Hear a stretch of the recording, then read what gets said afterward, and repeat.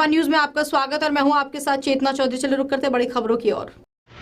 इनका खून हुआ है, एक पुलिस वाले ने किया है। प्लीज न्याय दिला दीजिए। आप देखिए बाकी सारे क्लिप कहीं खून नहीं है, वो खून से लथपथ थे।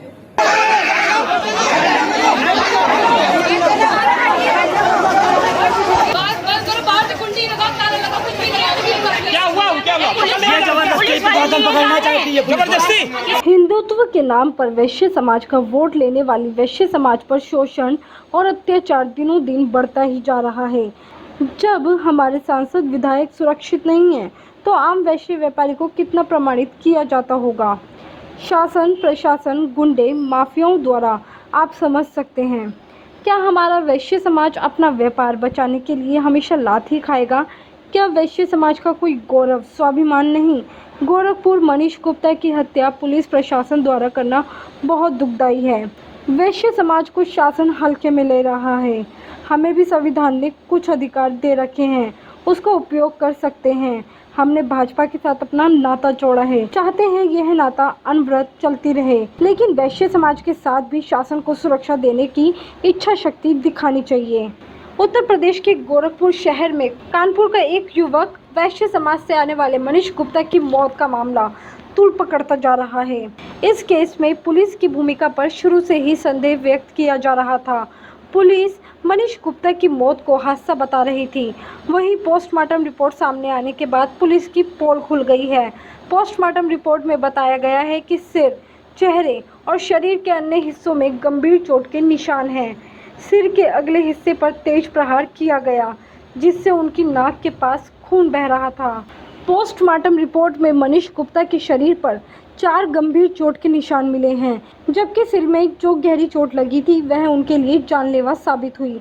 रिपोर्ट में पता चला है कि मनीष गुप्ता के दाहिने हाथ की कलाई पर डंडे से गंभीर चोट लगी थी। इसके अलावा दाहिने हाथ की बाह पर डंडे की पिटाई के निशान भी मिले हैं और बाएं आंख की ऊपरी परत पर भी चोट लगी है। साफ है कि मनीष गुप्ता की पोस्टमार्टम रिपोर्ट दिखाती है कि किस तरह उनके साथ बर्बरता की गई है और यह पिटाई मौत का कारण बनी। आपको बता दें कि कानपुर के प्रॉपर्टी डीलर मनीष गुप्ता की गोरखपुर में मौत हुई थी। इस संदिग्ध मौत के बाद मनीष गुप्ता के परिवार की ओर से लगातार प्रदर्शन किया जा रहा है और राज्य सरकार से इंसाफ की मांग की जा रही है। वहीं कल उत्तर प्रदेश के मुख्यमंत्री योगी आदित्यनाथ ने मनीष गुप्ता के परिवार से मुलाकात की थी। उन्होंने मेरी सरकारी नौकरी वाली दरखास्त भी मंजूर करी है और अविराज के फ्यूचर के लिए भी कुछ धनराशि देने के लिए कहा है और सीबीआई जांच के लिए भी उन्होंने प्रार्थना पत्र के लिए कहा है कि आप आवेदन करिए, मैं देखती हूँ। सीएम साहब ने मुझे पूरा आश्वासन दिया है और मैं उनकी सारी चीज़ों से बहुत ही संतुष्ट हूँ। नदियों की चेकिंग के दौरान थाना रामगढ़ ताल की पुलिस एक होटल में गई। वहाँ पर एक कमरे में 3 युवक संदिग्ध अलग अलग शहरों से आए थे जो ठहरे थे। इस सूचना पर पुलिस ने होटल मैनेजर को साथ में लेकर कमरे की चेकिंग करने गई, जहाँ पर हड़बड़ाहट में एक युवक की कमरे में गिरने से चोट लग गई। दुर्घटनावश हुई इस घटना से पुलिस ने तत्काल होटल मैनेजर को साथ लेकर युवक को अस्पताल में भर्ती करवाया, जहां पर उसका इलाज हुआ। बीआरडी में दौरान इलाज उस युवक की मृत्यु हो गई। मनीष गुप्ता अपने 2 दोस्तों हरदीप सिंह चौहान और प्रदीप सिंह चौहान के साथ गोरखपुर घूमने गए थे। यहाँ होटल कृष्णा पैलेस में ठहरे थे। हरदीप के अनुसार आधी रात पुलिस होटल में चेकिंग करने पहुंची।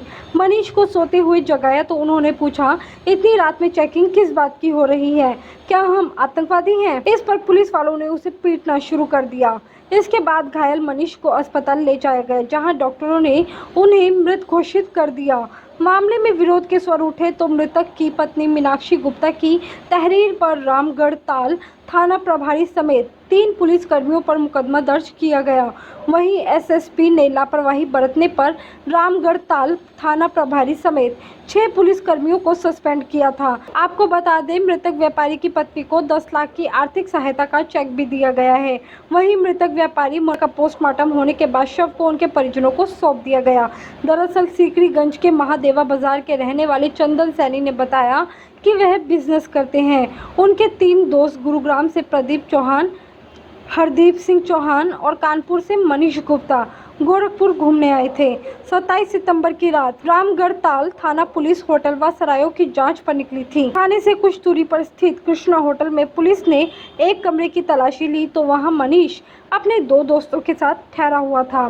पुलिस के पहुंचने पर मनीष के दोनों साथी उठ गए। पूछताछ के दौरान मनीष के दोनों साथियों ने बताया कि वह गुड़गांव और लखनऊ के रहने वाले हैं। उन्होंने पुलिस को बताया कि वह कोई गलत व्यक्ति नहीं है। उन्होंने पुलिस को अपना आधार कार्ड भी दिखाया था। जानकारी के मुताबिक मृतक मनीष गुप्ता MBA पास थे। वह पहले प्राइवेट बैंक के मैनेजर पद पर थे। शादी के बाद मनीष और उनकी पत्नी मीनाक्षी नोएडा में जॉब कर रहे थे, लेकिन लॉकडाउन के वक्त दोनों कानपुर आ गए थे। दोनों का एक बेटा है अविराज, जिसकी उम्र 4 साल है। मनीष गुप्ता ने 4 महीने पहले ही भाजपा के कार्यक्रमों में जाना शुरू किया था। मेरे साथ बड़ी खबरों में फिलहाल इतना ही। देश और दुनिया की ताज़ा तरीन खबरें देखने के लिए आप देखते रहिए वैश्य न्यूज़। नमस्कार।